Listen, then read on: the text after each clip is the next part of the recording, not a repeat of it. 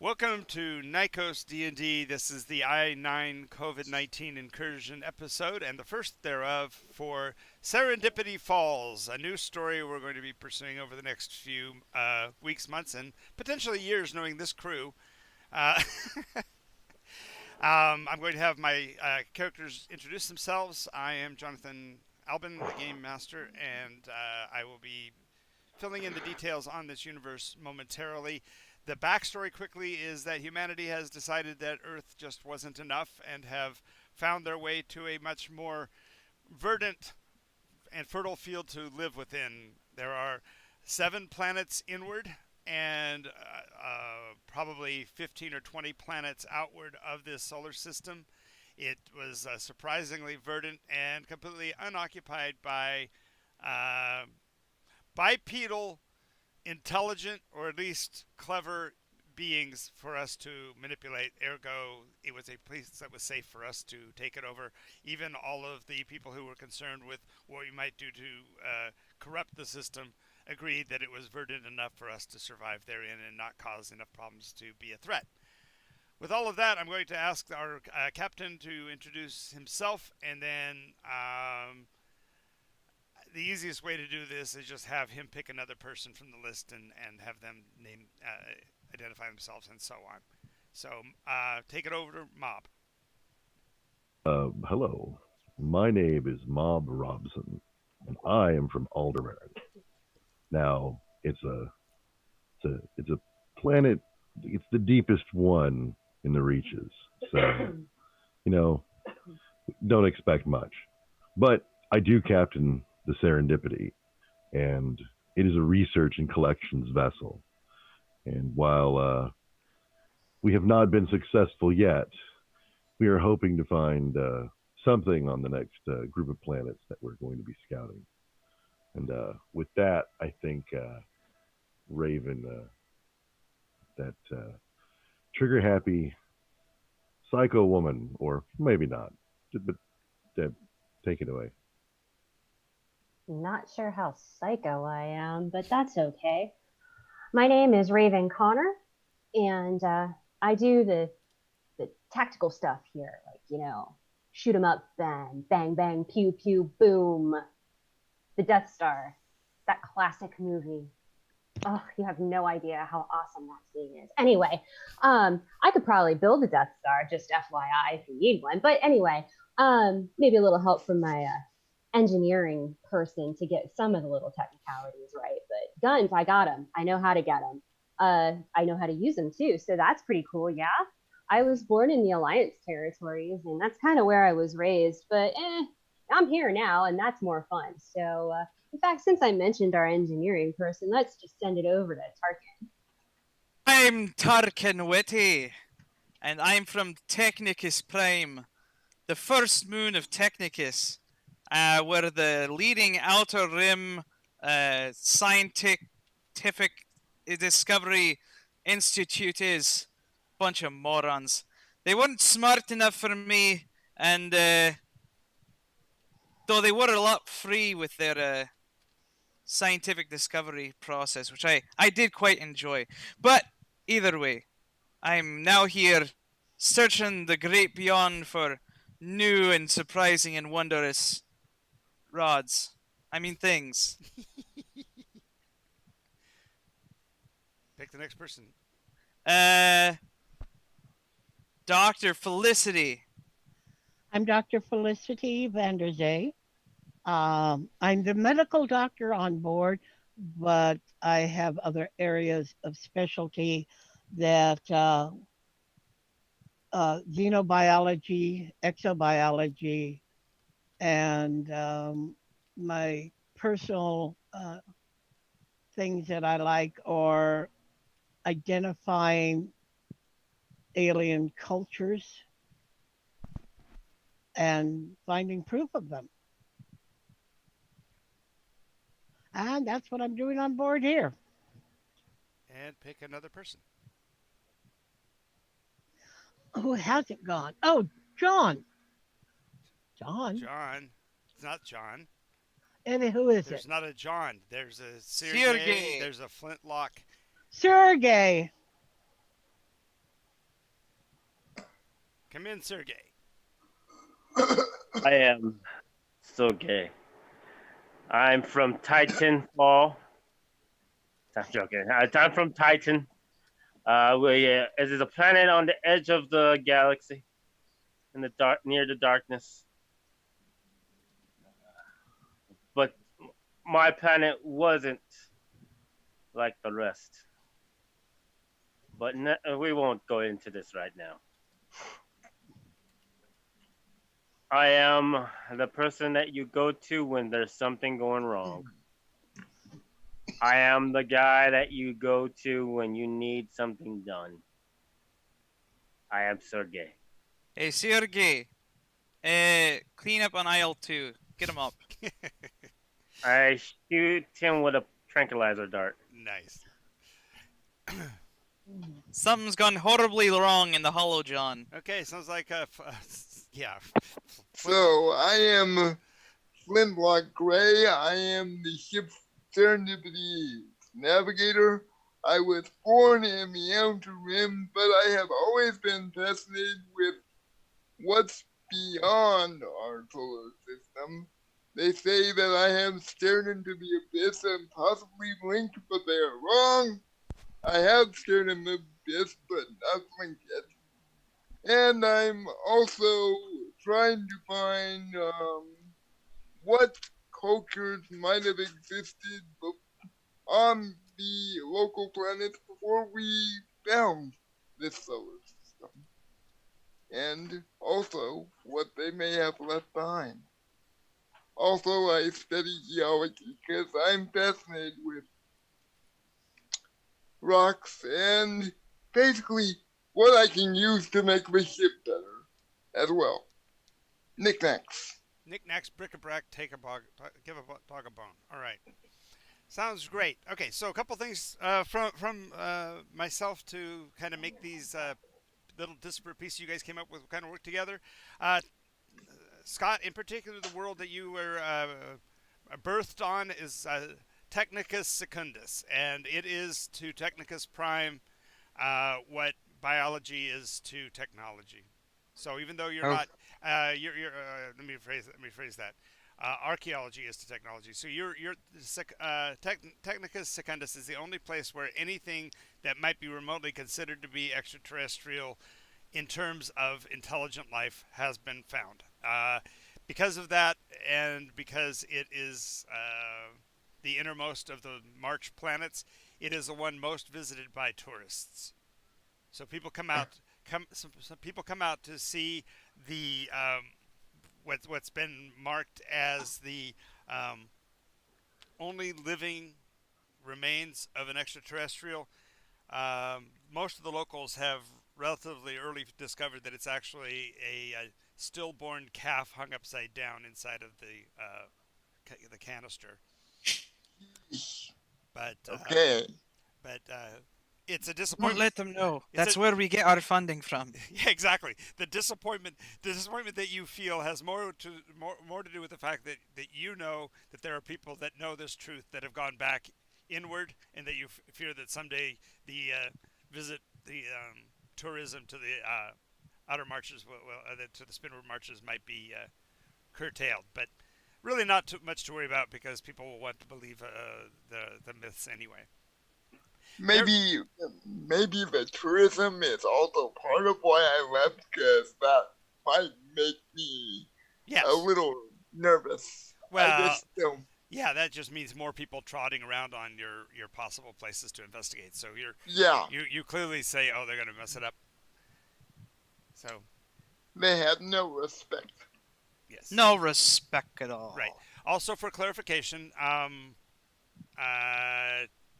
I believe it was Sergey who's from Titan. Is that correct? Yes, I believe so. Okay. So the way he worded it actually works out really well. He said he was from the furthest out of the civilized planets, so that means that he is on the outermost of the 7 inward worlds. So he's brave in that he's successfully out on the perimeter, out on the fringe, but he's actually on the inwardmost areas of the civilized world. There are seven inward planets, and that's the terminology difference. Inward for the ones that are civilized, and spinward for the ones that are not. And because there is a company by the name of the world name that you mentioned, which was Alderac, I had to change it a bit. So I added an N. So it's Alderang. Is that okay? Yep. Talking to me? No, I'm speaking to the person who came from Alderang, which is our esteemed captain. Anderson? Is Mo here? You mean Aldebaran? Uh, I don't know. Oh, you said. Aldebaran? I was saying Aldebaran. Oh, I heard you say Alderac is what I heard you say. And No, no. okay. So that's a publishing company. So Yeah. That's why I was going to change it. But okay. Are you talking about the senator? Aldebaran. Go merge it all together. Aldebrac. How's that? Which is that a K in the end? That's it. Aldebrac. Mobus. All right. For this crew to have assembled, we have to have a association map made. So rather than go to a simple map, we're going to go with the innermost world and move outward. So we have Raven, who is the innermost world. What is your association with Sergei, who is in the outermost of the inner worlds? How do you know each other? Or do you think?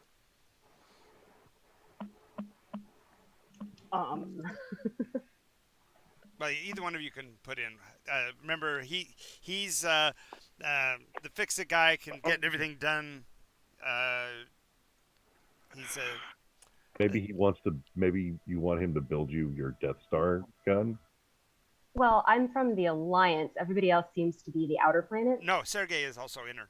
Oh, okay. That's why. That's why I'm putting you with. That's why I mentioned. Gotcha. Okay. You want to build a death ray to kill planets. You're just like a superiors. Damn it. No, not to kill planets. Not that psycho. Just all the people. Just all the people. Yeah. You know. You know what? The planet's fine. It's a pristine location. I just want to get rid of all the folks. Exactly. The planets are fine. It's just Thanos had a really good idea. Nice. So, See, she really likes those old movies. Yep. I really do. Yes. I really, really do. Well, somehow Endgame 4 just didn't quite hold it for me. So. Yeah. And when they got to 15, they just kind of lost the plot. Kinda. Pretty much. Yep. Okay. That also allows you to be the collector of quote ancient items, which happens to be things from the 80s, 90s, and today. I'll end up being like, what's his name in Thor Ragnarok? Behold my stuff. Exactly. Exactly. Combination between that and what was the other film that I just recently saw where they were collecting old stuff and it was ended up being modern tech, but it was ancient to them. I'll think of it in a minute. Anyway, so that puts the two of you together. So now it's up to see Flintlock and Tarkin, both from Technicus. Technicus is the first of the outer planets, and it's called Technicus. Is basically the society recognizes that evil genius is the most dangerous thing in the world. So we put all the evil geniuses in the same place on the edge of the perimeter, so we could cut them off if we need to, but can get to them if we want them as well. You know, a place where they would send people like Werner von Braun nowadays, or Albert Einstein. Yep. That's my home. So maybe because he was wanting to get away from the science people, and I wanted to get away from the tourist trap, we met because I might have. I'm trying to find a reason, being a navigator, why I might have picked you up. Well, Or okay, by- so you realize that we haven't got to the ship yet. That's going to be where we meet the captain. But more than likely, your abilities as a navigator would have been your way to get off the rock, so to speak. So you probably signed on to operate a commercial vehicle for a period of time. Yeah. Well, if we're going to be a science discovery vehicle, then it would probably come from the science guy who's trying to Right.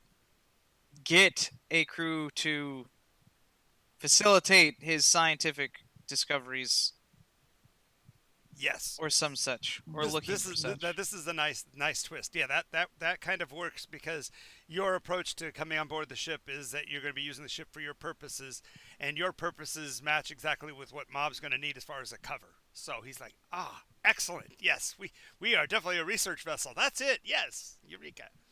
So, Dr. Felicity. Yeah. Um, Well, you kind of ruined my story, but that's okay. How did I ruin your story, Gene? Well, okay, never mind. I wanted to be rich, and I'm rich, and I'm independently rich, and I'm Yes. here because I want to be. And they don't. What story? She's not really rich. She just says she's rich. What ruined your story? What story did I ruin, Gene? Nothing. I kind of need to know, Gene. Okay, it was that I own the ship, but that's okay. I don't need to own the ship. We I decided don't not need to. Yeah. Okay, so here's the spin on that. Mob's got this business idea of how he's going to run a vessel. Okay. Do you have any particularly noisome flaws, Mob? Do you think, as far as personality? Are you overbearing? Are you a gambler? Are you too friendly with the locals? What do you think your critical character flaw might be? Maybe it's that red lipstick he's wearing in the picture. No. Critical character flaw of Mob is he. Do you remember X-Files? Oh yeah. Mulder? He wants to believe. So like he's like literally looking for the answers to everything. Gotcha. No, that makes it easy. The reason I was going to say that is that Dr. Felicity has this big pile of cash. You want a vessel. So without saying anything about it, she purchases the damn thing. But she's got to keep that kind of as her personal secret that will develop over time. So therefore, you all of a sudden see a serendipitous drop in your lap of a ship and a science crew that wants to do the mission. So it's like a perfect storm of situations where they say, "Oh, I wish we only had a ship," and you're saying, "Yes, the funny thing is, I just got a ship." And Felicity walks up and says, "Oh, you guys have a ship? I'd love to go with you guys." Yeah. Does that make sense? Could you use a medical doctor? And since Tarkin brings in Flintlock and Sergei brings in Raven, that's how everybody knows everybody. Ish. Does that make sense? Aye. Does everyone agree? That sounds okay. That's fine, so long he agrees. If not, I just. Well, the thing is that he can't know, Gene. I understand. Okay. He can't know. I would never tell him. Besides, it was the corporation that did it. Even better. But if it complicates things too much, then I just keep it the other way. I just don't. I think it's better the other way because it just I don't know. Well, it's up to the captain. To me, all it does is puts a Thurston Howell on your deck. That's all it does. Mrs. Howell, I should say. Lovey.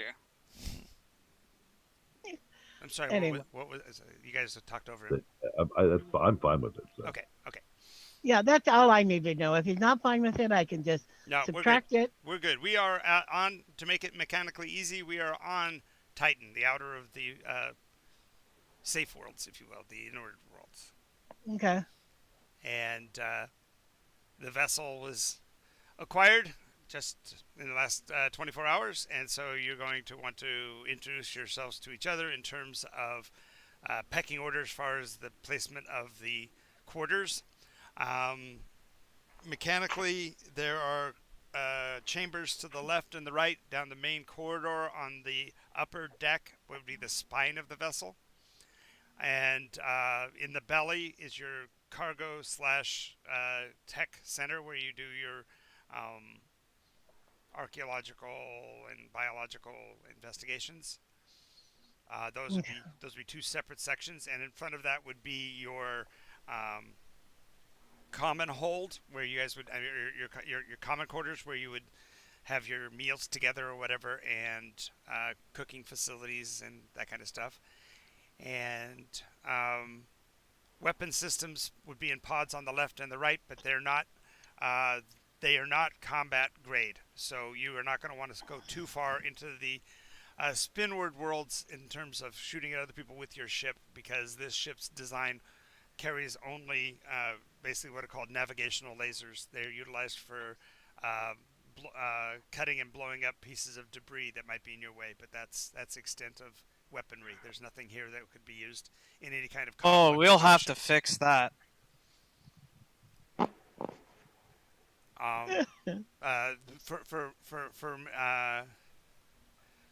For mechanical purposes, the vessel is a classification called lightning bug. Okay. So the mechanical structure of the vessels looks a little bit like an insect. Lovely. I always wanted to fly in an insect. Okay, no problem. It's a lightning bug. Lightning bug. Oh, that's the class. Is that- The vessel's name is Serendipity. Yeah. Hey, John, Understand. I'll give you a deck plan for it in just a second. I'll send it to you. Sounds awesome. Sounds awesome. Well, Tarkin will set up camp in the science zone, and he's having lots of random junk loaded in. Because you always got to have spare parts. Always got to have spare parts. Without spare parts, what are you doing? Mr. Wise. I'd like to get my quarters either. I mean, I'm being a kind of a EO against myself. I'd take the belly if available, but unless, I also want to be as close to the navigation tools as possible since that's my job. But Well, the flight deck and like the navigation nav comps and stuff would be up near the front. The advantage of quarters to the rear is you're closer to the bathroom. So, oh, okay. So So Hey, if you can't I hold your love the picture bladder, of Sergey. I love the picture of Sergey. That's. awesome. I wish I knew who that actor was. No, I wish I knew who that. I know who the actor is. I wish I knew what program that came from, because that sounds really familiar. But that's. That's Firefly. Shh, shh, shh, shh. Who? What? Be quiet. Be quiet. I was making a joke. I sometimes can't tell with you. Yes. They must never know. That's you're right, Raven. I'm guilty as charged. And that's why the show's called Serendipity. Yeah. Serendipity Falls in particular. All right, and Serendipity Falls would be a place on which world did we decide? Aldebrank, right? Aldebrack. Aldebrack, yeah. Alrighty, so once we get the map up from Mob, we can figure out where people's quarters are specifically. Hopefully we have 6 spaces at least, maybe a 7th guest quarters. That'd be pretty funny. Made up with somebody else's grandma's nice quilts and stuff, so that it feels like a 1950s bedroom. That'd be funny. Hey, you can't touch my grandma's quilts. What the fudge? Oh, I thought you'd volunteer him, Sergey. Your babushka? Yeah, his babushka might be the one who comes to visit. Who knows? My grandma makes the best chocolate chip cookies in the world. In the world. Oh wait. Which one? In the universe! Alrighty. So Raven and Flintlock get to know each other a little bit because you're both dealing with the ship systems and such like. There you go. Imogen coming on Discord. Alrighty. so It's literally just a cargo ship, but at least works. Hey, it's all we need really. So. so Raven is our weapon. I mean, outside of the weapons, what else does she know? Like, what other? Don't talk to me. Talk to her. You guys have just met each other, so feel free to. What other interests do you have, Raven? Outside, bang bang, shoot 'em up. I mean, that is a useful skill, but Well, I mean, I've got interests all over the place, but exactly. I specialize in apparently antiquing, so that could be useful and helpful. I know how to get deals on things. Um, Ah, Usually I leave that though to the dealer kind of person because I mean, you know, I might say something wrong and might have to leave right away. It's been known to happen before, but I'm sure we can all handle it. It's not that big a deal. We'll be fine, right? I'm sure we will. I mean, give me outside the navigation. I tend to get like kind of giddy around, like with things that I can tinker with. I I like to tinker and not necessarily fix things, but Get out of my territory. They're mine to fix and break as I so choose. just kind of monkey with various things. See if I can make something unexpected. Unexpected. You're a bit of a tinker, are you? Yep. Okay. I mean, I can hold power tools. It's just people don't usually let me. Well, Probably. it's when you bring the drill up here and go wee wee wee. They're a little worried about you. Pretty much. Don't touch my tools. It looks like a ray gun. It looks like I'm a gonna ray gun. touch your tools so much. No, I'm sure we'll find you. my laser screwdriver. No. Sorry, did you say lasers? No.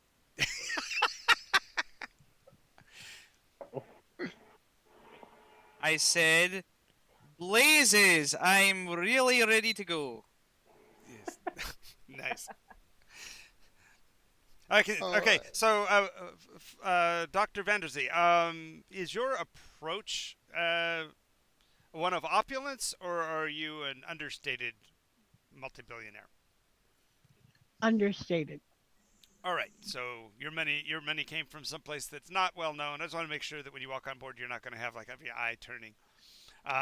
No, no, No. no. It's in fact, she plays down her looks Mm-hmm. and is just really sort of a real person. No airs, no uppity, no. Gotcha. The money is a tool. Mm-hmm. Don't touch my tools. Not your tools. Don't Nice. touch it. Do you get that the floor plan? There's like Yeah, that's I got in it. one compartment of her brain that does qualitative stuff, Right. and then there's other parts of her brain. I'm joking. Alrighty. So Don't you categorize things in your brain? No. No. It's Oh, random. makes things It's rather messy otherwise. Like an artist. It's not messy if you know where everything is. It's better when you have it nicely categorized. Don't you dare try to categorize my tools. I know not where your everything tools. is, right where it is. It's not even Okay. your tools. You I don't would own these never tools. interfere with how you want to do things. A person knows themselves best. If anyone walks into the science quarters / the engine space, it looks like a tornado hit. It's just absolutely everything everywhere. yeah, No imagine one like can find anything. those wire box containers with like gadgets and gadgets and foofara, and then they're piled on top of big mechanical devices with the switch that says You "Do do not touch." realize if we go zero gravity, those become lethal weapons. No, They do. no. That's why you laughed, missed thingy. Just shut the door behind you when you leave the area, so you don't have them. Believe. Who does that? Okay. Oh. So, for clarification, we have the following areas of operation on board the ship. When we're talking about you guys being in flight mode, especially on departures and arrivals, you'll have 2 primary seats in the cockpit area. There are actually 4 additional seats there, so everyone can sit up there, but they're more like jump seats. So Okay. the 2 primaries there. Then there's a primary in the navigation, which is just behind the bridge. Okay. Uh, Then the captain's quarters are on the upper level here. Behind that is the galley. Um, Gosh, there's what? there's several storage compartments right there near the bridge, but usually those are utilized as like junk closets. Just put everything in it, pile it into. One of them is an armory, so it's just basically a weapons rack. It's really not a full armory. And then you have the dining quarters immediately after that.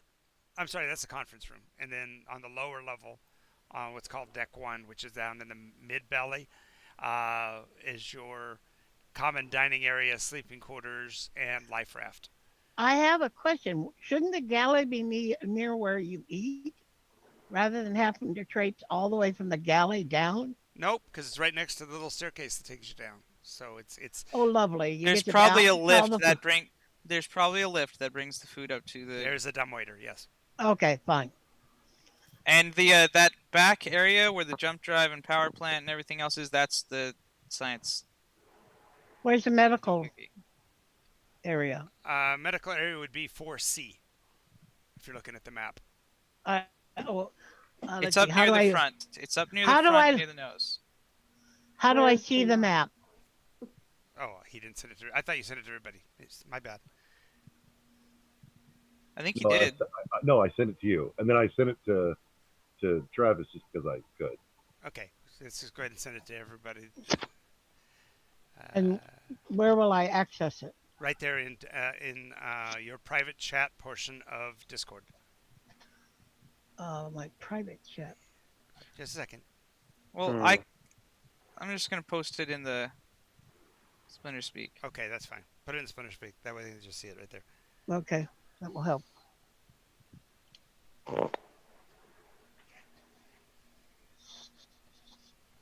While I'm mobile, I'll be right there. There you go.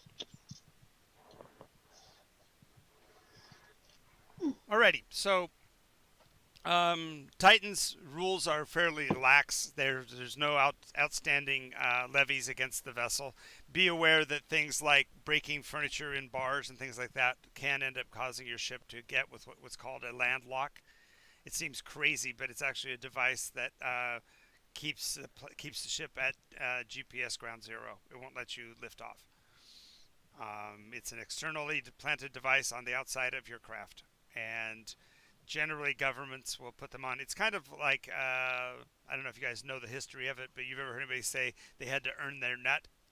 That phrase actually came from the days of the circuses. When you would roll into town with your circus, in order to get a town to allow you to set up, you had to give them the drive wheel, a bolt, a big main bolt, the nut off the front of the wheel for your vehicle. That way they would know you're not going to leave without that. You have to have that. And so when they talk about making their nut, they're making enough money to pay the city whatever it takes to get their ability to travel back. Wow. That's actually the truth of it. So when somebody talks about earning their nut, what they're referring to is I got to cover my basic costs before we can do anything else. You don't normally have to surrender the nut unless you're on one of the inward planets. They are much more sticklers for criminal elements because people will sometimes, I don't know if you can imagine this, there might be people that actually come down to one of the rich worlds and steal stuff Try to leave? and then leave. Madness. Isn't that crazy? Is that crazy? So, Banditry. banditry, right? Those hoodlums. Well, then that's just atrocious. Right now, as in terms of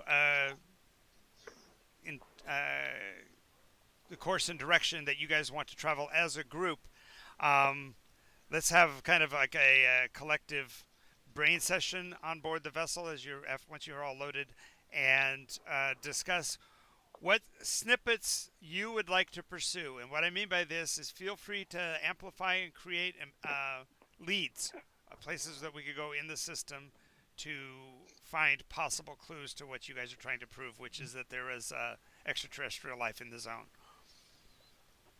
Is or was. Is or was, either one. And you guys, I'm just saying, feel free to be really imaginative here, because again, I'm going to be taking notes, and then Well, It is in character, right? Yeah, in character. Right. So I have a theory. What is one of the number one resources that an alien civilization, such as our own, would need? Water, temperatures within. False. Sex. Not necessarily. They may not need water. But for a Um, civilization to exist, they need power. So where in the system has the highest concentration of fuel? hmm. I know of no carbon-based life form that can go without water. We're not Well- looking for carbon. We're looking for Well, silicone-based Well, Right. just- life form. You can't necessarily go off of our biology, miss. who's Who of to everyone- say? Are you? that. Wait a moment. Are you? If you're talking about alien biology, then they have certain physical components, and there must be those components on the. Not necessarily. But a civilization does need power. So I think radioactive for nuclear or Life couldn't start there. The ability to use power externally, other than by food sources or energy sources that they directly intake, you'd never be able to start a civilization there. You might carry one on, but at a deficit if you go to a planet that doesn't have those resources. right, but here's the thing is that we're not looking for plants and animals. And that's what you're talking about for life. We're talking about an alien civilization. So shouldn't we be Wait looking? a A civilization is Or- built by the people. Long Exactly. But if they are long gone, we won't find traces of their corpses. We'll find traces of their technology. traces If we of had being technology, there. So it still has to be a planet within a certain range of temperature. Raising my hand, John. Only for our kind of life. It isn't necessarily for all other types of life. You got to open up your brain to possibilities. brain. Should we also be looking for? And this is getting a little strange. Maybe we should be looking for microbes as well, the beginnings of Life. some sort of life. Oh, who Who's to cares say about that this life? alien Which is- civilization did not come from some sort of microorganism and then evolve from that? It's a yes. It has to have a life form to make life. It sneezed into it and it said, "Here you go, And- microorganisms." And Tarkin is right that the life forms may be unfamiliar to us, Oh, but it has to exist using the basic components of life, which are the atoms, the atomic structure. Which exist. Okay, in meta, real quick. There's no guarantee whatsoever that life resembles what we know it as life at all. I did not say resemble. It- No, but the needing of water is totally a human construct. It's not It does. necessarily what would Okay. be out there. But then he still have to have the building blocks that Yes, but represent life. Like those And are those are everywhere. the atomic structure. They're ubiquitous. Okay. You have to have diversity of atomic structure, not just hydrogen and oxygen. You have to have other things or some other combination. and also when you mention power, are you specifically thinking like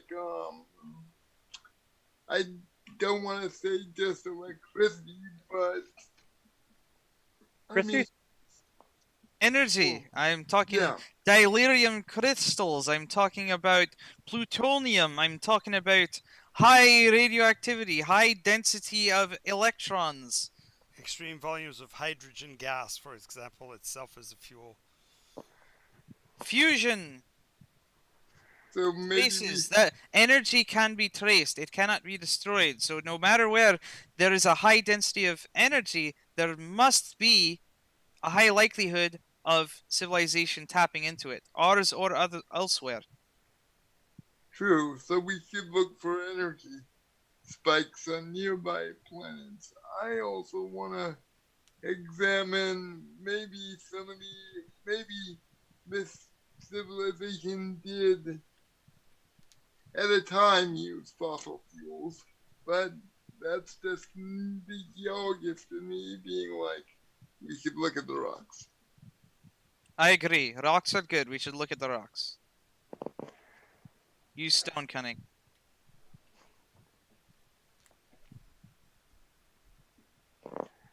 Any Well, other input?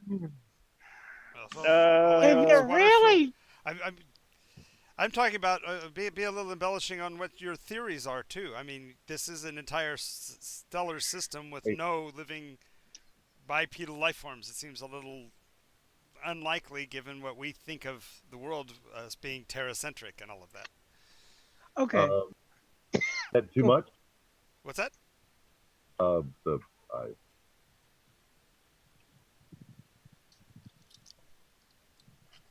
we're getting I only got a part of what you said. I think for some reason he's off right now. I We messaged you, and I'm not sure. Well, I've got 3 different places for messages to come to, so you sent me a message. Just in the Zoom. Oh, that's good. That's good. I would mention that. I would actually, the way you just said it is actually the way to do it. That's exactly, yeah, yeah, sure. All right. I just want to clear it before I do anything Well, like that. okay, yeah. So for some clarification, without giving away anything, another member of the crew already asked me the same question or something similar, and I said, go as far as you want, because if it's too far, everyone will just go, no, that's just a wacky idea, and it becomes just some part of the lore. But more importantly, I, as a storyteller, have something new to play with. So the more the better. So knock yourself out. Well, Felicity, Tarkin. Yeah. I need to make sure that you both understand that I'm going on suggestions that a close friend of mine is kind of pointing me in the direction of. Okay. And she seems to think that this group of planets has the potential of being very groundbreaking. So, as I understand it, Has she done research here? Well, you see, my friend knows a great deal and has been around for a very long time, but is at times enigmatic and quite frustrating.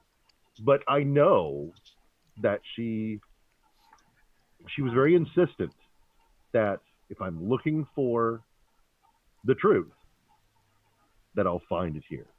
Okay. Where's what- here? In this group of planets In this system. in this system. So Tarkin, I just thought, yes, there could very easily be a crystalline life form. Crystals have always been capable of storing things in them. We have memory crystals that we use to, in many ways.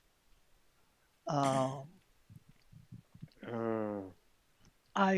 saw some work being done on crystals to put in people to augment memory and keep it stored.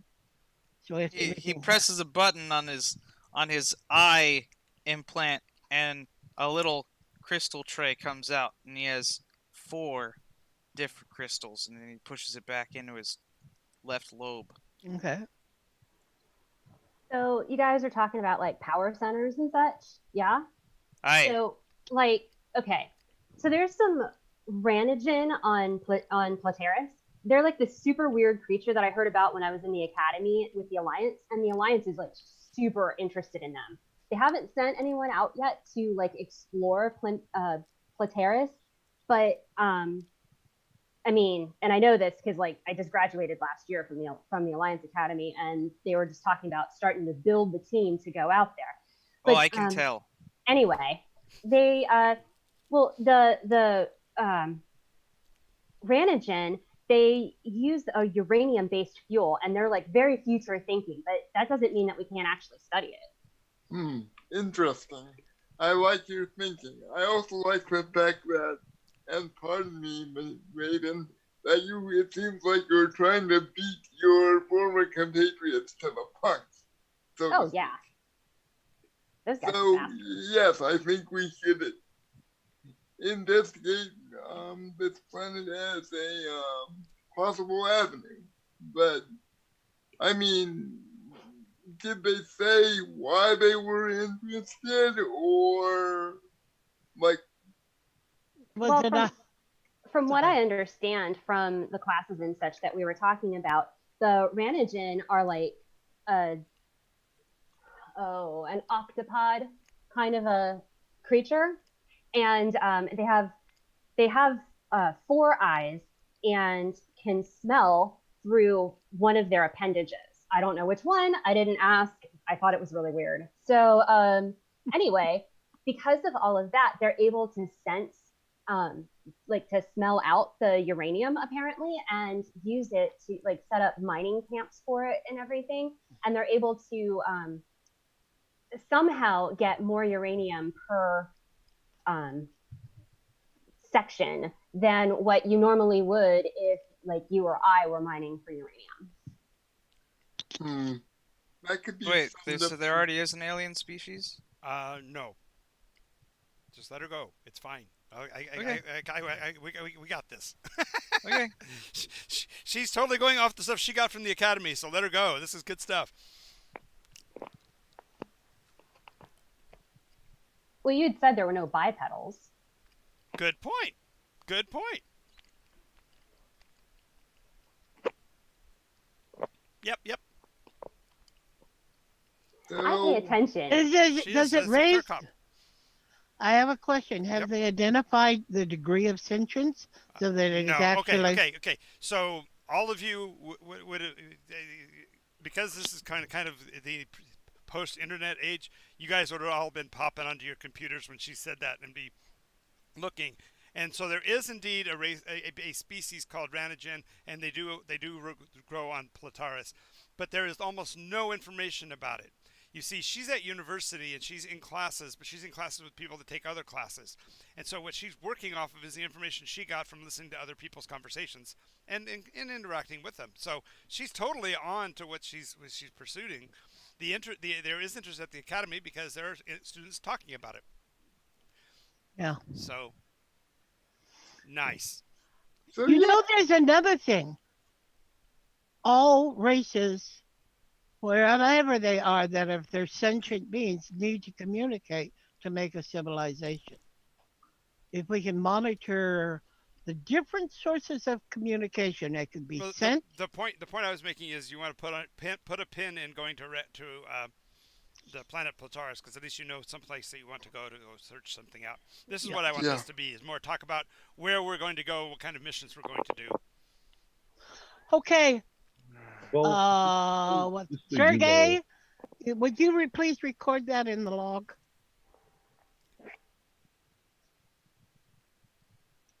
No. Oh. Sergey's over making a sandwich or something. What do you want? I'm trying to eat here. Talking, you were going to say. I thought you were the note taker. You were going to enter the things in the log that we discussed. I never agreed to this. That's why you're here. No, that's why you're here. Mob was And I trying to say handed her a something, too. notepad and a electronic pencil. That's why you're here. And I go back to my sandwich. Mob, you were saying something. We stepped on you. Oh no, I was just no. I was just going to say one of the things we need to prioritize is my friend suggests we find and enable apparently a silicon network of sorts. It's a communications network. It's part quantum, part something else. And once we have these systems online, we should be able to find out more rather quickly. So I think our first priority whenever we first arrive at a planet should be getting these networks up and running. We all know how the quantum networks work. It's very simple. Superposition, Oh, Planck scale communications, basics. Well, um, just You have just please, Tarkin, whatever you do, don't freak out. Why would I freak out?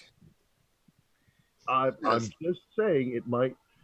The sciences involved might be a little bit more than we're used to. Ha ha ha ha ha! You think you're used to anything. Anyways, that sounds very interesting. I'm very interested in such form of a communication. So I think we will go with your idea. Certainly, that sounds like a worthwhile endeavor. And doing that, we'll get our feet wet in our, shall we say, maiden voyage of the serendipity. sounds fine. I guess I'll go whip up some quantum array pylons.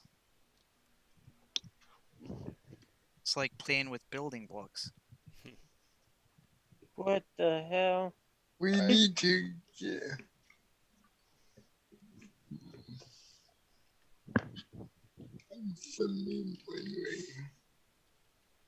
Me, I, I'm Felicity.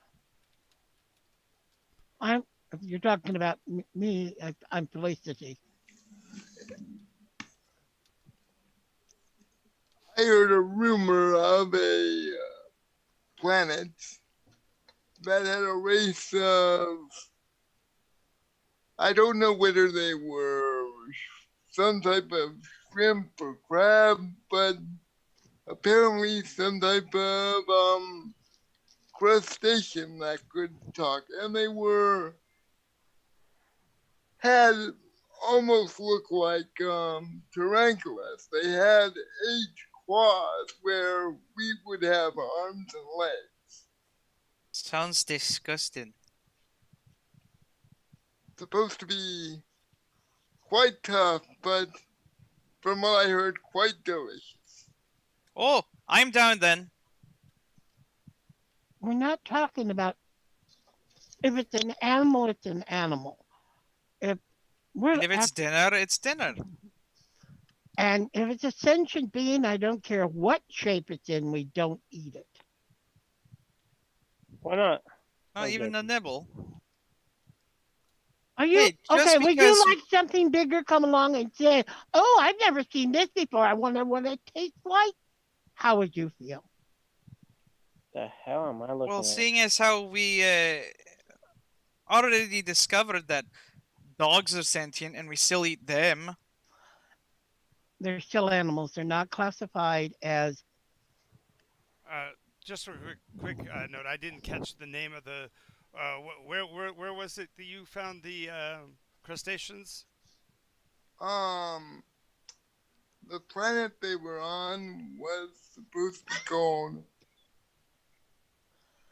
Quendetho. Quendathu. Good.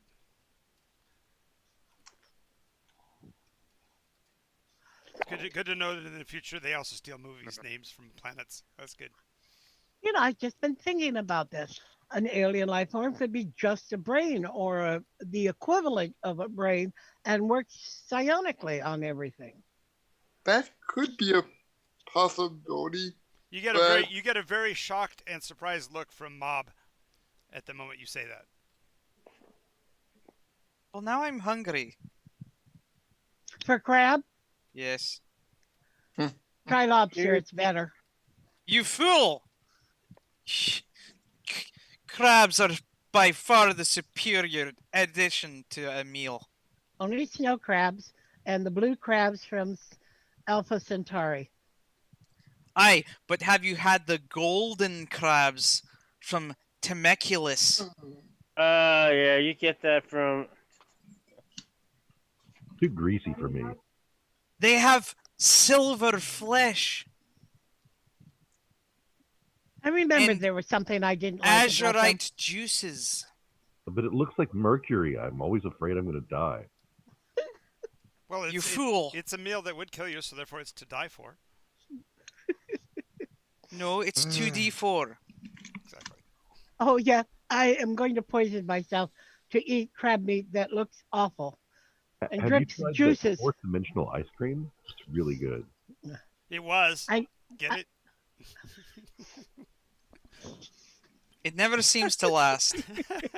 all of a sudden, Felicity just starts chuckling. Are we trying to outdo each other on weird and strange foods that can kill you? Or Well, now we're hungry, so yes. Quite possibly. By the way, who's the cook? Mm, I'll be the cook. Actually, I can cook. I I enjoy cooking. Let's see. How about some cordon bleu? The chicken cordon bleu. that does sound good. Oh yes, especially if you use the sheep cheese, not just regular cheese. I'm allergic to sheep cheese. Cow cheese, Even more allergic. yak cheese. I'm extra allergic to yak cheese. I Well, come not into the cordon room bleu with a chicken, steak. not kitchen cordon bleu unless you have the cheese. Okay, we'll forget that. We'll Fine, keep it simple. just eat it, and I will watch. Forlorn and dejected. Actually, I don't think I have the ingredients, but maybe next time, once I can pick them up. In the meantime, I'll take a look at what's in the galley. And I'm right in there cooking a steak. Also, You were making a Mashed sandwich. potatoes. Yeah, I got hungry. She'll wait till you're done. It's like, The galley is not large. do you want one? No, I want to prepare food for the others. What is it with you people and not liking the synthetics? He goes over to a drawer, pulls out a little tablet, squirts a little water on it, and it appears as a roasting crab on a plate, and then takes it upstairs. You and your You people with your techniques. non-synthetic taste buds. Also, what about the possibility of life that is not fully organic? I mean, I know he has implants, but what about life that is mostly? An artificial intelligence? Yes, that's what I'm thinking. Well, I mean, that could exist. if it's made, if it's a construct with a mind, somebody had to give it its mind. Unless it made the body for itself and it actually has a mind and it's in such a shape that it can't utilize its surroundings, so it built itself into something that he can manipulate his surroundings.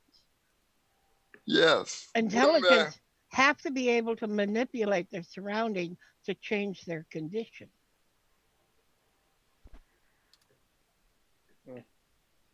Well, let's just pick someone and start it going. I'm quite. We've Getting already itchy. decided we're going to go to this planet that Well, we've got, our cap. okay, guys, so far I've got 2. I just wanted to know if you had something else that you'd like to do on the route, and then I'll plot I'll help the navigator get the course plotted in the order you want to do them. But I just wanted to have some feel for where you guys wanted to go in terms of discovering this stuff. Well, I heard a non-confirmed rumor that out Spinward there was a binary system, a giant red, and Oh, a you're leaving the small. solar system? These are all these planets are actually in the same solar system, Gene. 15 planets in the Yes. solar, Yes. and then 9 inward and 15 Yes. outward. 7 inward. 7 inward and 15 outward. Yes. Wow, that is a large solar system. It Most is. of them are just rocky deposits. Right, and the few that were marginally survivable, Habitable? they actually terraformed, and so Okay. they terraformed to a greater or lesser event based on the amount of money the corporation that invested in them wanted to. So some worlds literally are scraping rocks to live. Other places they have, farms and raise cattle. Others they fish monstrous oceans. So there's a lot of variety in the inside the system. You guys don't even have technically jump drives, really. You have a jump, but the jump is within the solar system. It just cuts down on the distance traveled. Ah, well, that Uh, really limits our scope. No, it just changes the framework. You guys, a lot of what you guys are thinking of in terms of science fiction is farther out than where I was originally starting. So, the fact that we're Okay. starting within the system doesn't mean you won't eventually go extra stellar. But Oh, never mind. Mine takes us out of the solar system. Let's deal with what we have well, on no, our you can plate. still talk about it because you've got science equipment on board to do things like long range scans and things like that. So you could reach out for those places beyond. There's nothing wrong with it. That's why I said give out all your ideas. So you're talking about Okay, a it's a nearby solar system. binary. Yeah. It's a binary star system with the second star rather distance from the giant. Otherwise, it would be pulled in. And there's a planet that revolves around that smaller star that has an interesting effect, because, especially when it's between the two stars. Aye, well, if we're talking interstellar here, Hmm. I have heard reports of a white hole, a minuscule one that is outputting tremendous amounts of energy readings in a varying array of frequencies and spectra, as well as I would really, really, really like to get my hands on a little bit of a, a pulsonic carcass, as the technical term is, of a dead pulsar. It's one of the oldest stellar objects within visual distance. You know, all the polar pulsars are really out at the edge of the galaxy. Well, we're far from Earth, so who knows? That would be odd to have one in so close. Why? Well, that only would be the exception that proves the rule, right? Yeah. It is odd. Pulsars are at the edge of the universe. Generally speaking, That's not. not the General. universe, not the That's- universe, solar system. No. That's not a thing. They are equally. Dispersed. Yes, that's a very, very old thing because they were the farthest things we could see, but the problem is that our scope has changed, and therefore we believe that everything is equally homogeneous throughout. Anything that is likely in one place is just as likely anywhere else. It remains unproved, but you're right. It The could distribution possibly of be that. surface, the distribution of pulsars is to be found to have a maximum at a distance of roughly 3 to 4 parsecs from a galactic center. The density of pulsars in the central region of the galaxy is roughly the same as that in the vicinity of the sun. So there is no variation in terms of it. It's just that from the standpoint of viewing or being able to perceive them, they have to be farther out from the suns. That's why it seems like they're always out at the edge of the solar systems. Because of the visually, stellar they're systems. just spinning lighthouses of a star. Right. Okay. And so if you're not in the range of where it's spinning, you're not going to see it. Yeah, It's going to look like any other star. It's also We can only tell because of the differences in light changing as it spins. and these are all things that have been within the last 15 years, scientifically, in terms of the distribution. They only research came back from the lidar Kepler. Okay. The telescope. Kepler telescope. Yeah. So that's all been recent discoveries. But yes, nonetheless, a pulsar corpse would be kind of a cool thing to find. It would probably make it one of the oldest objects in the world, That's in the what I- universe. That's what I said. For a pulsar, which is like past 2 deaths of the star after it's reformed, It's one of the most dense things, and it's denser than a white dwarf, and it's stupidly old. And for it to run out of gas is something that would make it like close to the beginning. Alrighty. That's something. So from a plot standpoint, with what we've got to work with so far, the as you're on Titan at this point or thereabouts, you have the nearest of the other two planets that you spoke of would be to go to Plataris first, then on to Klendathu. As far as the binary stellar system, that would be research you would do while you were out there, possibly while you're in the black between, because your sensors can be running even as you're moving at Yeah. sublight speeds or whatever. And then in terms of the white hole broadcasting, that would be after you reach Klendathu, because you have to be further out to capture the signatures from that. And as far as the concept of specifically finding a pulsar corpse is going to be more than likely once you've reached the perimeter. So you'd have to be out by Aldebrack to be able to discover that. So looks like we're going on a outward trek, so to speak, and then you can plot a second course after that. But I have your first 5 destinations on here. Is that okay? Yes. Yeah. Aye. So, Raven, while you're plotting that, I'll give you some Can't figure particular it out, information about what your scanners will say on you about the trip between here and Plataris. All right?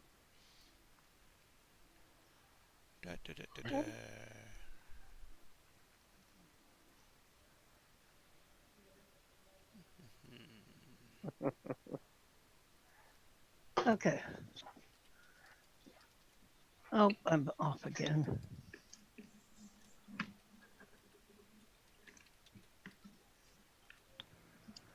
Hello? Yeah, we're all Yeah, here. we can- You never vanish. You were always here. Okay, I did get up and go somewhere, and I thought it cut out on me. Nope. Okay. My cousin lost her wallet, and she has no memory of her social security number or her identification card number or her bank stuff. So now the thing to do is find out where her wallet went. And that's where I'm the process of doing. That's it. So, anyway. I'm doing a bit of bookkeeping here for our navigator, so give me a few seconds. Okay. I need to run outside and check something.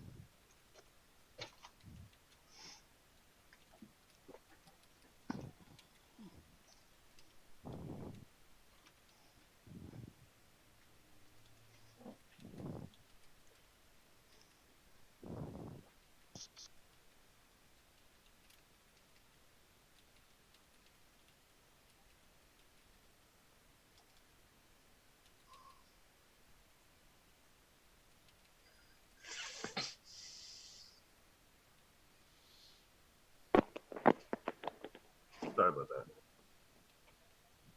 No problem. Sorry about that. No worries, no worries.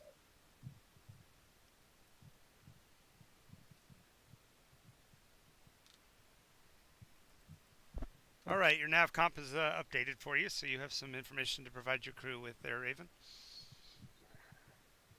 No, it's Flintlock. That's the navigator. Oh, I'm sorry. Yeah. I'm the tactician. I'm okay. sorry, sent the wrong person.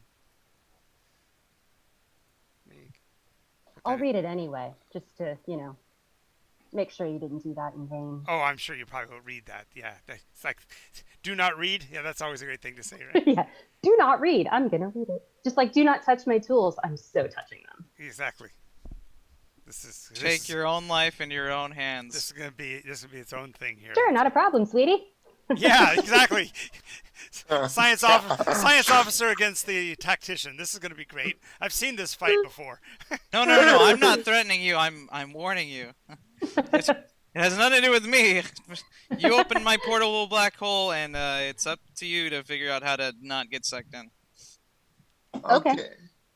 So let me see if I can read this.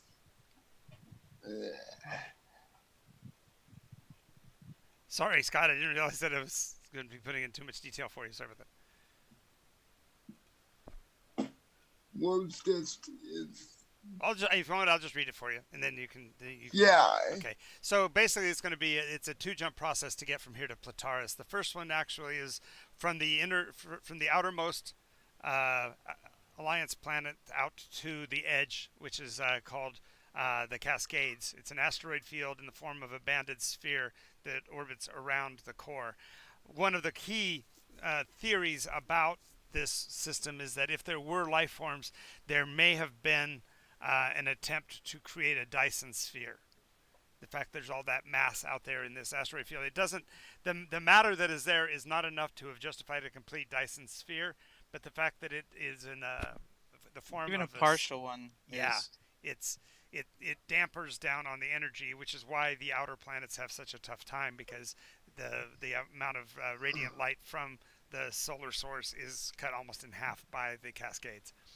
And then from there you have to navigate through the Cascades itself, and then from there there's from the perimeter of the Cascades is a station called Laminar, and Laminar is actually held in place by the gravitic effects of asteroids from the two bands in opposition to it. So it's a relatively safe place to jump outward from, but you wouldn't want to jump through it because it's not stable within.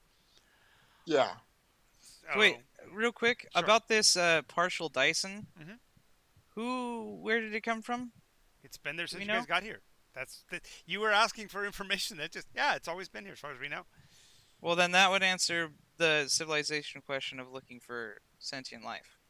Only there's no evidence of anything tangible. That's why the theory is always exists that there might be extraterrestrials, but there's been no physical evidence thereof, other than the sphere itself.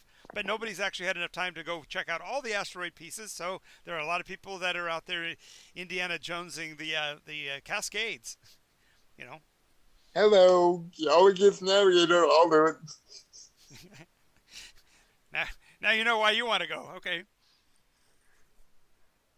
But yes. I'm just saying, if it's even anything, even hinting at a Dyson sphere, then quest over, we're good, because that's the whole shebang right there. That's one of the key details that we're looking for currently in real life, looking for possible Right. life. I remember about almost a decade ago, they found that one planet seemed to have blockage around it that suggested that somebody might have tried to create a ring. a periodic blockage, and they're not sure. They think it's not a pulsar because that's normally what a blinking. But the problem is that it's not stable, Right. and so it's rather like stuff passing in front of it, which would mean like stellar travel or what. But if it was a pulsar, it would be a constant blip.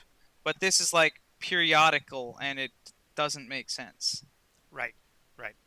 So yes, as far as going, ha dice. Okay, and are we all familiar with what a Dyson sphere is? Because the term may not make sense to everybody. So I can I've explain heard- it.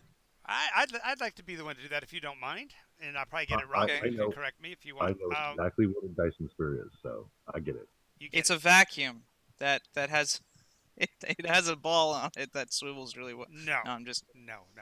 Nice. Oh my. Nice. That's very funny. Especially when you start with vacuum, because that in space actually makes sense. You go, of course it's a vacuum. No, not that kind. No, a Dyson sphere is the concept that you create a perfect container for a solar body. So you create a huge sphere around a sun to make sure that none of that energy escapes, and then find a way to convert 100% of that solar energy into actual energy to allow you to live on the surface of this monstrous planet, if you will. The Dyson sphere would therefore not show up on any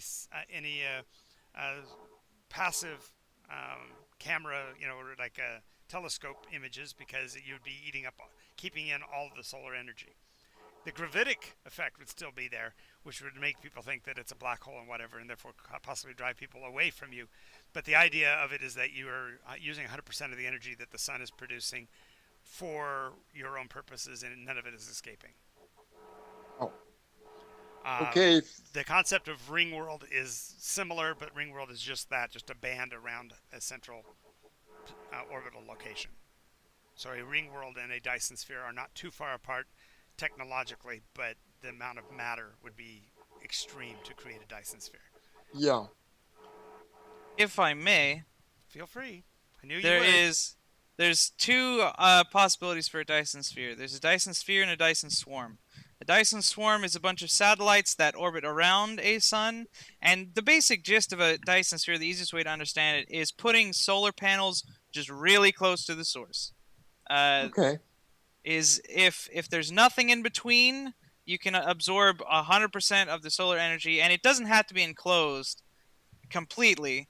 It's just that the more coverage you get, the more solar energy you can get. And so it's kind of an exponential process. Once you get one satellite up there for a Dyson swarm, which is the more likely possibility, a Dyson swarm, once you get that one satellite, you then have like a huge chunk of energy that you can then use to manufacture the rest. But the amount of mass that it would take is like the equivalent to the entirety of like Mercury for us in our planet.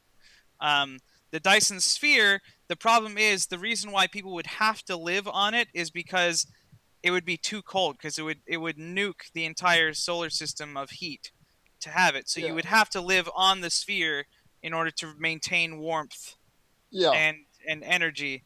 With the Dyson swarm, transporting the energy isn't too bad. You basically just do it with focused lasers and yada yada yada, very technical jargon. Right, but the idea of that the stone material that makes up the Cascades is dispersed as a sphere is the trigger to the fact that somebody must have tried to do something, maybe. Otherwise, just a really, really big planet broke up in a weird way. But no one's actually pursued either of those. They were just happy to have the worlds. I just realized that the captain and my character both have the same facial expressions, just flipped. Yeah, you should put those next to each other, looking at each other. That's pretty funny. Yeah. That's me. That's the captain. Yep. They both have that bitch, please. Yes. And from a picture standpoint, put Sergei between them, like he's ready to shoot somebody. That would work really, really well. And Tarkin's looking slightly to the left, and Felicity's looking slightly to the right. So I don't know. We're clearly divided already in teams. yay, teams. All right, so preparing for the first jump. Yep. Alrighty, so jump in this case is actually just increasing velocity to light speed. I'm not dealing with the high tech, high speed things yet. So at 186,000 miles per second, you're still really moving. So it'll be roughly 2.5 to 3 hours. Oh, there she is. You didn't have to worry about muting your mic. We didn't hear anything in the background. You don't have to worry about that. Say it again. You don't have to worry about muting your mic. I'm only muting mine because she's constantly typing. So. Well, and yeah, there's Steven's fan sometimes is problematic, but he's not dealing with that right now, so we're good. And don't worry about muting your mics, so no big deal. Alrighty. So any activity, any systems inside the ship that you want to start messing with while you're traveling, since you've got these few hours to make it to the edge of the... Tarkin will start working on producing the quantum network pylons. Sure. Child's play. All you need is a couple of crystals that are quantumly entangled, and Do we have straightforward from anything there. currently in the geology station or no? If I'm not needed in the navigation, I may monkey around there. But Sure, you can do it once the ship's once you lock in the coordinates. The ship will fly itself, so to speak. So you don't have to actually be sitting on the deck looking at the screens or anything like that.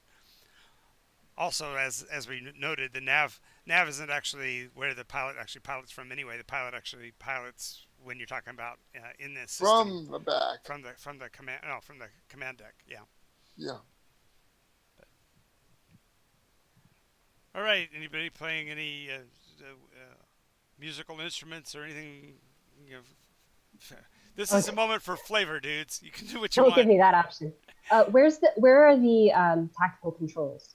Tac I'm not contr- seeing them on the tac map. control. No, tac controls are actually on the command deck as well. That's the number 2 seat. And Oh, okay. remember the ones you have aboard are actually just navigational lasers for knocking out little bits and pieces in front of you. You also have a bank or an array of manipulators, little tiny arms that can work off the outside of the craft to hold asteroids and stuff in place, smaller ones, that kind of thing. Can I throw them? Like, can I catch them and throw them? Can you catch them and throw them? I Yeah. can't see why. Like asteroids. Well, sure, if you said I can hold on to them and such with things Right. that are on the ship. So can I like catch them and then throw them? Like launch them? Yes, there's Like somebody threw a rock at me, I caught it and I throw it back. Right, so you could actually try to match velocity with it. You'd have to make it, you have to turn the craft to grab it or whatever, and then rotate around, and then use the vehicle's velocity to rethrow it. Sure. So you and the navigator would have to tag team on that one. Well, yeah, the we nav, can tag team. Yeah, the nav keeps you from crashing into the rocks around you as you're doing this, but the pilot's controls actually override the actual nav because nav is moving the craft through space. Right. Well, I just mean that Flintlock is the navigator, so he'd kind of be the pilot, wouldn't he? No. A pilot doesn't have to be the navigator. A navigator is the guy who plots the course. He's the one who's constantly monitoring for aberrations. He's the one that gets the radio communications and that kind of stuff from like emergency beacons and that kind of thing, proximity alerts and things like that. The pilot literally is for arrivals, landings, and for the close-in precision activity of the craft. Who's filing this bucket? It's on autopilot right now. Right now, as you're going between systems, it's autopilot. But Mob as captain would be qualified to front seat it, as would be you as tactical officer. Okay. Let him do it, though. And of course the nav also knows how to do that. Yeah.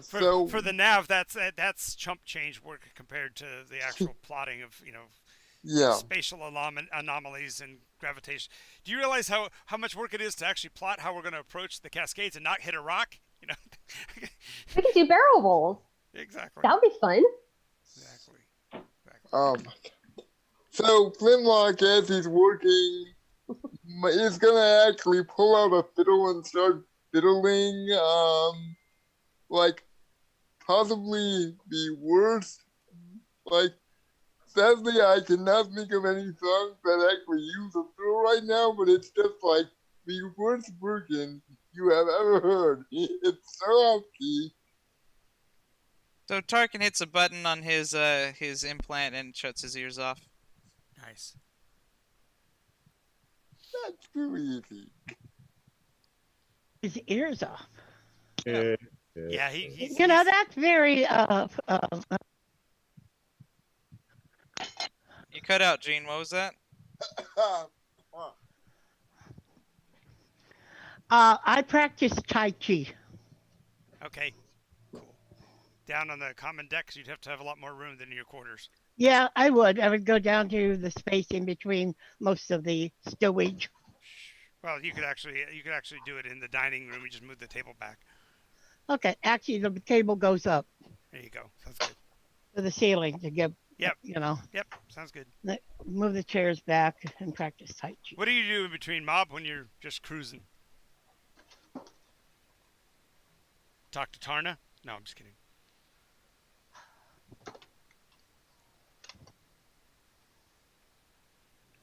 He's away from his screen. I guess so. What in the world is Sergey up to? I don't know. Sergey's not at his screen either. I'm here. Steven! Oh, who's playing the music? That was Flintlock. Flintlock. Yeah. She goes up to Flintlock because she's listening to the music. Do you think you might come down to the lower deck and play your music while I practice Tai Chi? It is very pleasant. Everybody's vanishing one by one. Scott, are you there? Yeah. That was I think for no you. one's recognizing their names. Flintlock. I've noticed that. Well, there's Mob. Yes. We were trying to talk to you. Yeah, we're trying to talk to you too. What? Oh well. Yeah, Yeah. I said, so Mob, what are you doing in between while you're Oh. cruising? I'm still not recognizing my name. I told you that. That's what we all are. We're all facing that. That's pretty funny. Yeah. Okay. To Flintlock, she goes up to where he's playing the music and says, "Flintlock, could you possibly come downstairs and play that while I practice Tai Chi?" Sure. Thank you. And Well, actually, I'm in the dining room. I just moved everything back, so all the chairs are on the wall. So I would appreciate that. and he'll come down, start playing his fiddle, but he's also going to try to use this opportunity to watch Felicity as close as he can to possibly learn a little bit of Tai Chi in his spare time. Oh, I see. He'll teach you. I see a burgeoning relationship forming here between Flintlock and the Doctor. Let me. It's not that kind. Can I? Of I course don't not. have It's to first roll day you or met nothing. each other. No, I'm not saying that at all. I'm just saying this is nice. This is. This is interacting. Yes. Yeah. We still don't know what Sergey is doing. Sergey is relaxing. Relaxing. Does his relaxation have to do anything with those alliance-grown herbals that are allowed? Is that what that is? No, No, not at all. not at all. Okay, well, I'm trying to. Right now, I'm in my room to convert plant life into a different form of fuel source in private. Ah, okay. And Raven, what are you doing in between? You're working on the controls, trying to figure out how to manipulate this thing while at speed. Yeah, kind of, because I mean, this is such old tech. Let's just be real. I mean, Such a sense of power rush controlling a starship. well, I mean, I'm not really controlling it, but you know, I gotta learn this system because this is like the equivalent of like that old tech, like Windows 95 versus like Windows 10. So I mean, so many things are in the wrong place. Gotta find them. Right. I can just imagine all of a sudden the ship goes into a 4% rotation. Everybody starts sliding around on the deck, and you're yelling back there, sorry, I'm figuring this out. It's okay. Everything's fine. Barrel rolls from time to time. Exactly. A little bit of a 0G for half a second. You hear this horrible crashing sound in the tech room. Damn it. Told you I was gonna touch your tools. chairs go. Tarkin activates his magnetic boots and is none the wiser. No, that's right. Alrighty. So as we come out of the jump and we are near the Cascades, it does at this angle look like a wall because there are just so many of these rocks. They're spinning and rotating around each other from the gravitational effects of their proximity, but at any time it seems like they would be willing to just start crashing inward, and the size of them is also rather impressive given the size of this little lightning bug. You're so tiny compared to them. Okay, I'm And assuming more that planetoids and asteroids. I mean, miles long pieces of rock. Yep. Oi, Captain! I'm gonna take a quick scan of some of these, eh? Please. And while you're at it, make sure there's nothing inside them. Why would there... whatever. I'm gonna take a scan of them. Okay. What particular scan are we looking for? What do you? Start off with spectrometer. What's their chemical composition? And then Magnetometer. about- It's consistent. It's consistent with planetary crust. The majority of them. So iron, nickel, Yeah. and so forth. Magnetometer. Well, that Uh, It's kind of the same thing. just a second.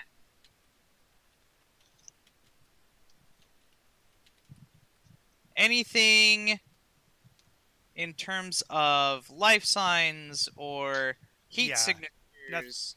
Nothing untoward like that. About 1% though does record as being inert matter, and that's all it says. It doesn't read as having an identifiable spectroscopic signature. Hey, well, what the hell is that? Exactly. Seems like half of this stuff ain't reading. 1%. 1%. 1%. That's not anywhere near half. He's being Hyperbolic. Yeah, because it's the interesting stuff that's not showing up, the stuff that he cares about. Right. The rest of the stuff is just clumps of dirt clouds for him. Right. Exactly. Now he's up above Down or below. down? He's You're down He's down in below. he's in the middle in the back of the ship, and it's a 2-story science deck. One floor is the science area, and the bottom floor is where all the engines, crafts, fuels, lines, power plant, and etc. are. Right. She pauses for a moment in her thought, or actually she continues and smoothly asks, "What do you mean it can't be read?" Aye, it's not showing up on a spectrometer, which doesn't make a hill of beans of sense. Possibly an unknown element or No, like literally, it's not showing anything back on the spectrum. That means that it's like there's nothing there. There's no light coming back. Could it possibly be something that is shielded? Well, I don't see how it could be shielded from light. or maybe we're dealing with negative space. Aye, but we can physically see it's a rock. Well, how much of it is this? And if stuff? we can physically see it, then how is it not showing up on a Okay. spectrum? Because that means For, there's for light clarification, spouts back. for clarification, when you did the scan, the materials that you defined were clearly defined as in the spaces given. What I'm describing, the 1% is the material. Some of the material is floating between the actual visible, so you're not able to see this 1% stuff. That's what I'm getting is you're picking up that there's material there, that there's a mass there, but when you go to try to scan it, it says inert matter, which is your scanner's way of saying I don't know what it is. It can only record what it knows, right? So Analyze, see, so it's something unknown. is there What percentage of it is unknown? Technically it's 1%, but Yeah, the one, the interesting percent in your perspective. Right. aye. Okay.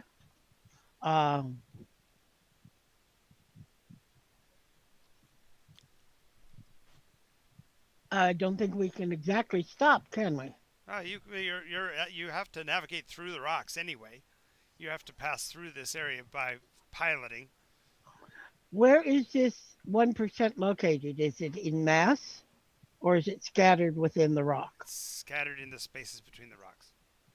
What if we tried to grab one with the wee buggy legs, eh? You could put out a scoop. Raven's Okay. Raven's Hey, familiar with Raven, that. do you think we could do a scoop of some of this weird shit? Is the Pope Catholic? I don't know. What's Catholic? What's a pope? My God, you people. Yes, I can do it. Alrighty. So she puts the ship through a couple of maneuvers and puts out a scoop. Gets a measurable amount of the stuff, maybe 2 or 3 grams.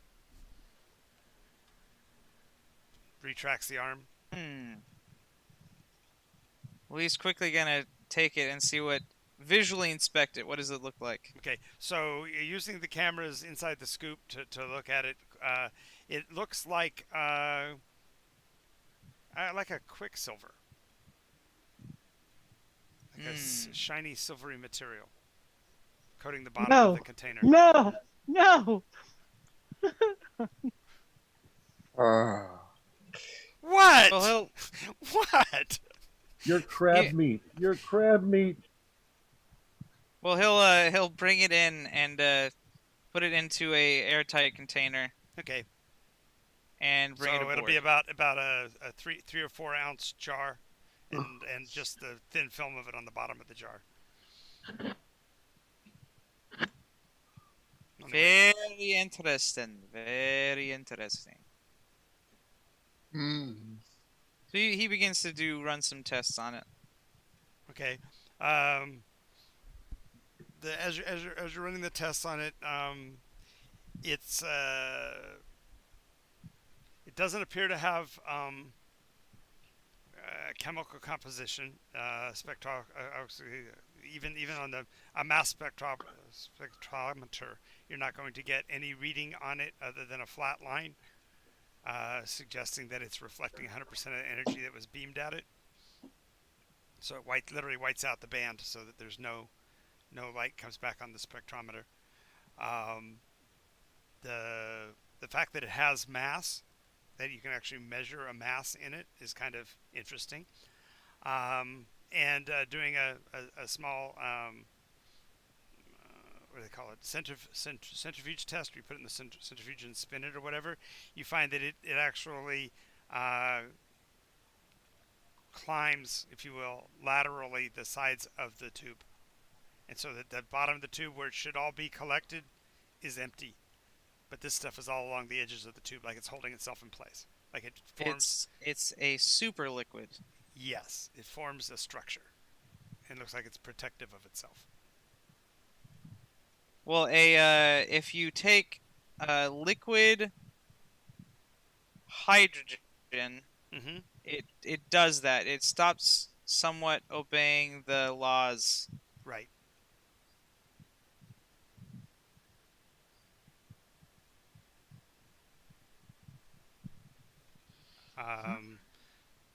It'll start climbing the sides of the beakers. tube. And Yep. whatnot. Yep. But that usually is only when it's super chilled to almost absolute zero. Right. Is the only way to get it into a liquid form. Right. But this is doing it at room temperature. Very interesting. Very interesting.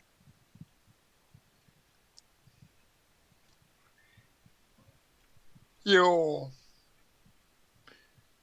So, in the process of that navigation, she's now put you guys through the asteroid field, and she calls for the navigator to to plot the landing course at Laminar. Okay, I'll plot out the course since that's the easy part. Yeah. Or is it the... Yeah, it just basically finds the station, puts you guys on direct trajectory. That way you can just hit the button and it'll autopilot land you on Laminar. Now is Laminar a line station, you said? Okay, it is the dividing line. This is the church at Appomattox, if you will. This is where the peace treaty was written between the Spinward Worlds and the Inward Marches. Okay. I said that backwards. Inward Worlds and Spinward Marches was signed here, and so it's constructed and maintained by the Alliance, but the staffing is almost all Spinward Worlds. Alright. It's, if you will, the last gasp of civilization on the edge. By the way, there's a lot of promotion and advertising here for coming into the Inward Worlds. This is the come to the Alliance. We have cookies, that kind of thing. It's the Nevada landing. Yeah, exactly. It's really funny too, because there's several of the station's outer perimeter are add-ons that were brought in by the casinos and such, so you can gamble to your heart's content out here before you go into the Alliance world. Sergey, we're watching you. Don't bet your pants again. Okay, so Dr. Z and Flintlock have their moment of hedonistic pleasure, playing music and dancing and such like, and working on their Tai Chi. And you're now getting ready to dock with Laminar Station. All right. The surprising part for Mob is that he was expecting to have to come in here and immediately make some kind of a deal, but apparently there's already a docking facility been approved for you on the station. So we're expected. Hey, that's a wee bit strange, isn't it? Yeah, you're just Right. a little research vessel, and yet they're treating you like royalty. Well, not that I shouldn't be treated like royalty, but I mean, it's not expected. Well, I mean, you've got 2 Alliance people, so There's what can I that. say? There's that. Mm. And so anyway, when as soon as you finish boarding, finish docking, who's going to be going station side? Who's going to stay on Tarkin board? will. He's got to find a secret Definitely. place to plant a quantum pylon. Okay. Definitely Yes. going. I will also go station side. All right. Anybody staying aboard? Only it sounds like Sergey. Maybe is Sergey staying on station on the ship, or is he going station side as well? Even? He's taking a nap. Okay. He's going to stay on. He'll stay on ship and polish his guns till you guys get back, or until he decides otherwise. There's a double meaning in that. Yeah, exactly. All right. I'm going to stay on the ship. So You're going to stay on the ship. Well, when the ship docked and the when you break airlock, there's 3 officers from the Spinward Confederation, and they ask the rest of you, well, "Where's your captain? We'd like to speak with him." Is he in trouble? Oh, nothing like that. No, ma'am. Not Okay, then I'm the captain. Go ahead and talk to me. and Well, I am down with that. I am so down with that. Nice. I'm just gonna let her. This is going to be a real short campaign. I'm probably watching from a monitor and just giggling about this. So. Yeah. They go, "Oh, okay. Is everything all right? Yeah, perfectly. Okay. Is Mob feeling well? Yes. Sorry, He's I was sleeping. offline. No worries. Well, yes, come with us. We have some details to discuss concerning a mission for you guys from the Alliance. You can discuss it here. This is fine. Well, okay. Did the rest of your crew want to go about your business first? Because this is rather captain-y stuff. Yeah, Tarkin will go. So what is the layout of the station that we're on? Or is the This planet level, terraformed? Is no, is it's just what? no. This is just a station. It has 4 concentric rings. The ring you're on now is the 3rd ring down, and that's the service ring. That's where all the ship docking and cargo transfers and that kind of thing goes on. Below you is the fuel depot, which you don't literally can be a flyby. You can actually fly down, coordinate for a fuel drop, and then take off. You don't even have to stop at the station for anything if you're just getting fuel. The third ring are the primary quarters for those that live here, and the 4th ring, which faces outward, is known as the Black, and it is the casino level. It is the viewing ring. They do planetarium shows pointing out with enhanced reality that where the different planets are in the Spinward March relative to this station and that kind of thing. So it's really kind of a tourist trappy kind of a place. Is there any way to get something sent down to the planet? Well, there is no planet here. This is the station on the edge of the Cascade. Oh, okay. So he's gonna go on the innermost ring then, to plant the quantum pylon. Okay, so you're going to not to the casino level, but down to the fuel level. The most secure slash less traveled place. So yeah, I guess fuel depot works because he can find some sort of janitor's closet slash storage that's been forgotten about. Sure. Okay, You have to override a couple of basic security doors to get down there, but your tech would be allow you to do that. Yeah, he has a slicing port in his pinky. Nice. when you say There's a lot less of you that's mortal than I thought. Holy crap. Shh! Don't tell anybody. Nice. Go ahead, Flintlock. Wait. When you say the casino is tourist trappy, how tourist trappy? Like, it would it make Flint uncomfortable to even go down there based on his No, okay. So But- your experience on Technicus Secundus was literally second-class tourist trap. It's places that make fun of actual tourist traps. You know, it's The mystery hole. right. All those kind of weird, the gravitational anomalies that are created by force perspective and that kind of thing. Whereas this is legitimate. This is people actually do travel thousands of light years, thousands of miles to come out and sit and look into the blackness of space without actually ever going so far as entering the spinward marches. Okay, he'll kind of go down to the casino level and try his luck a little bit, but he is trying not to go too stroke crazy. He's trying to be a moderate gambler. He does not have a gambling addiction. I like the way you say that. The fact that he says that means you'll probably have to worry about a gambling addiction in the future, if not now. So, how much are you going to? If you assume that 100 credits a month is a standard salary, what would you willing to be wagering? He'll go 100 credits. That's your whole month's salary. Yeah, he'll kind of go moderate or what he considers moderate and only do 20 and see where that goes. Alrighty. Within a half an hour, you're up about 500. Take it Whoa. and run. Take it and run. Yeah, he's gonna be unless he's dealing with some. You feel the worst thing about it is you feel like you're on a roll.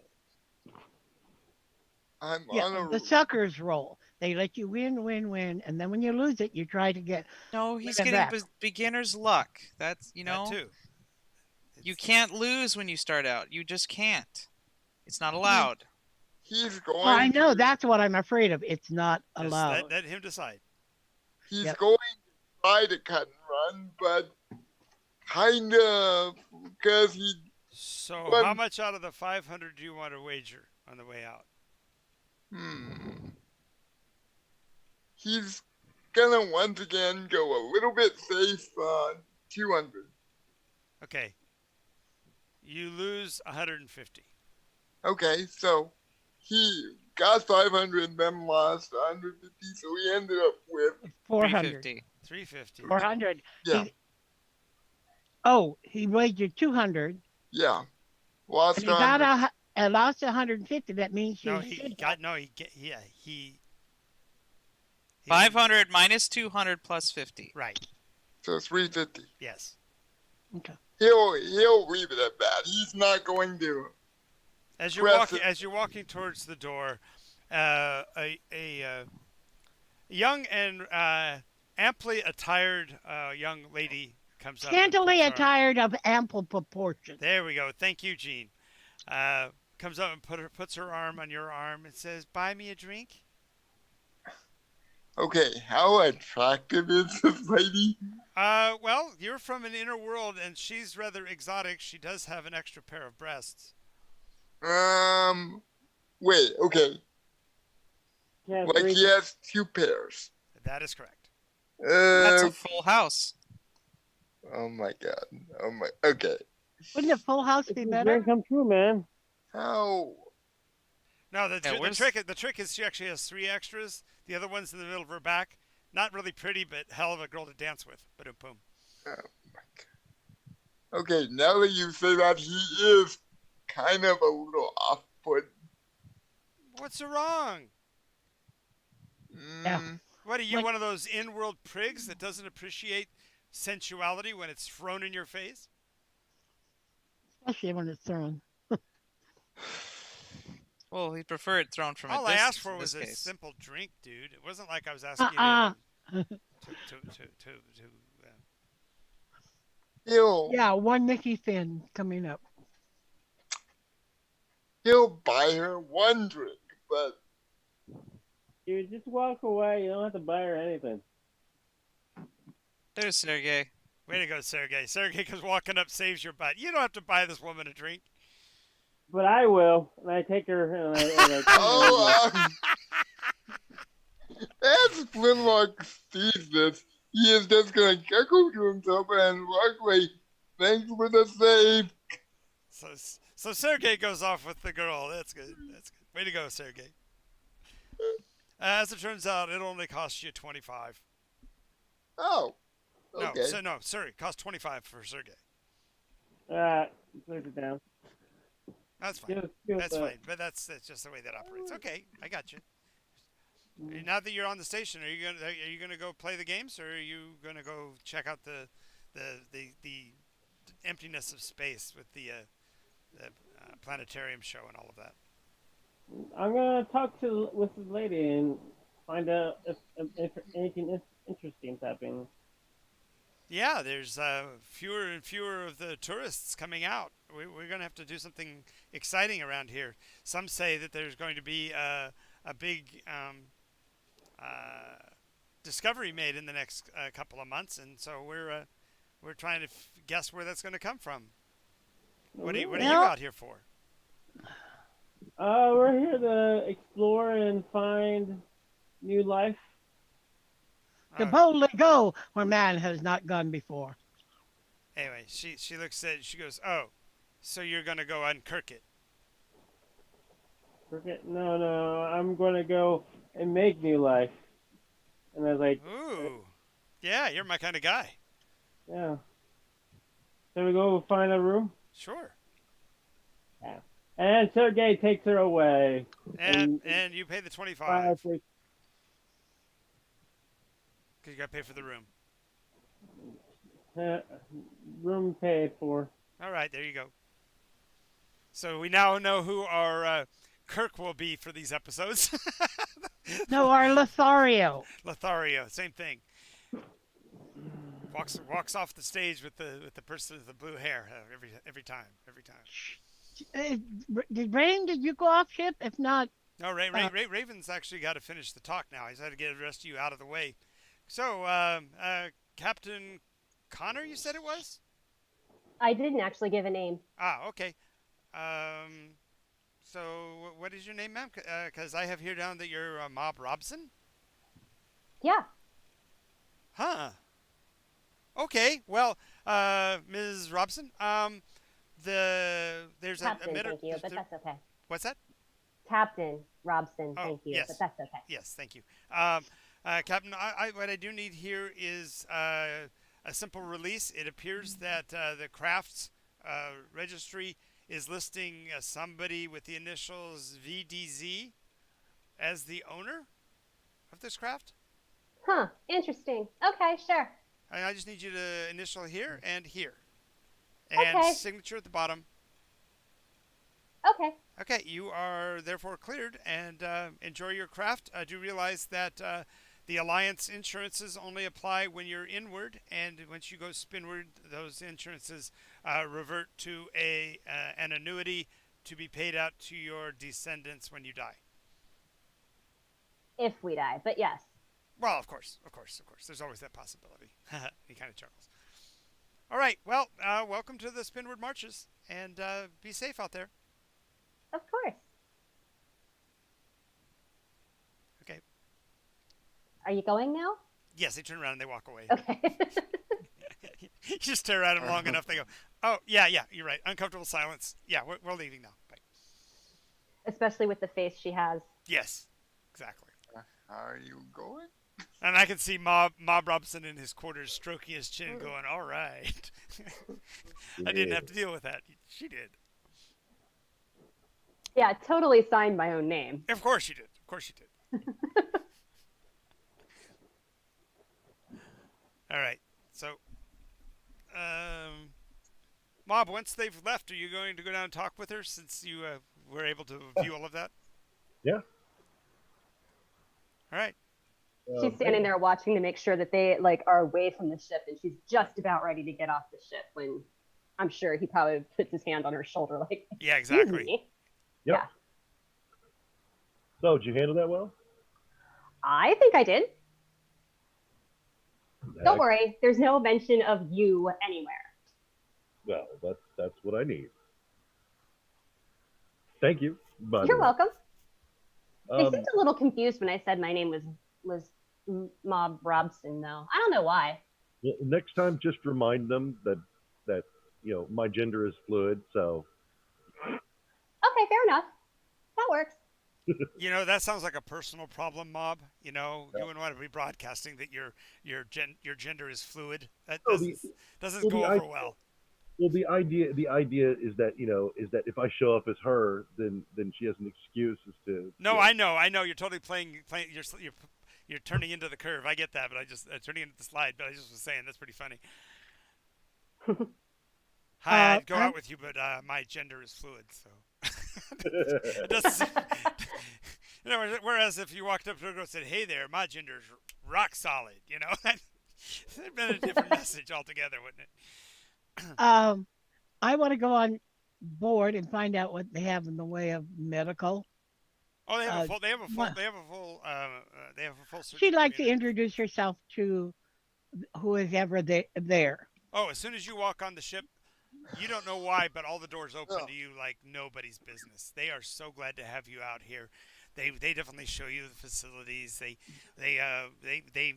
do ask you if you want to annotate your existence in the Spinward Marches, because there is a great need for people of your medical skill and acumen. I will certainly do my very best to help you in any crisis situation. And yes, she does give, whatever they've asked, annotation that I am available. Well, what it does is it's going to give the Serendipities registry to the medical corps, so that when something happens in the entire Spinward March, you'll be alerted. Okay.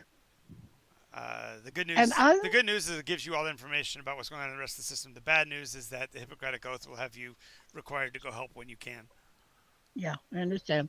But she is a doctor, and yes, she holds firm to that. So she will do what she has to. Yes. She might have to get a speeder that can take her. Well, there is a lifeboat on board the ship. We'll talk more about that kind of stuff next week. And as far as, ways to interact with more than one location, we'll definitely deal with that next week. It's 4 o'clock. I know that Raven's got a game she's got to get to, and I'm still dealing with this horrible headache. So I'm going to have to call it at this point, guys, for this week. And it's okay. But I do need to ask you something. That or I'll get on early tonight. Or find some other time. Probably just before we play tonight. That's fine. Okay. I'll try to be on early. All right, guys. Thanks for playing. This has been a lot of fun. Nice to see all of you. This crew's gonna work out good. I can see a lot of fun coming up. So. Oh, by the way, her looks. If there was an elf in space, she looks like an elf, except not the ears unless you look closely. No. She does have the ears. She's genetically altered. She's a doctor, right? She's a doctor. She's probably got friends in the. No, I am genetically altered, but you don't know that. So the ears are natural. Okay, that's what I'm saying. You do have pointy ears. Yeah, not more okay, like this puts an interesting spin on it. Alrighty. You guys have a great day, and I'll see you next time. You know when you have a social mother who wants a special child? Yes. Yeah. Yes, I've seen Gattaca. Yeah, well, the point is, luckily they did not leave her touch her mind, and her father was brilliant, and she's brilliant. Yeah. All right. See you guys. Ah. Also, I will not. I'm gonna have to call off Bellstone this week because due to